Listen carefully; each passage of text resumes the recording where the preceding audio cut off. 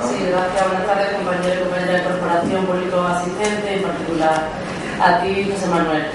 Podría decir muchas cosas, pero lo que caracteriza, o al menos lo que siento por ti profesionalmente, es respeto.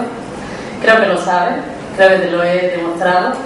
Hemos tenido una relación en los 2 años que he sido alcaldesa, pero eso no quita de la dedicación, el empeño, la forma que has tenido para con esta casa. Y aunque físicamente hoy ya ocupa el espacio que has dejado otro compañero, otro trabajador de esta casa, te puedo decir, y creo que no es una opinión mía personal, sino la de muchos, que dejas un gran hueco, un gran vacío en esta casa. Yo creo que hablo en nombre de muchas personas.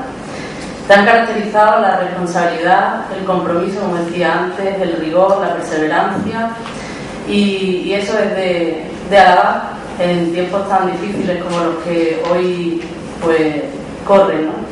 Así que desde el Grupo Municipal Socialista solo me queda darte las gracias.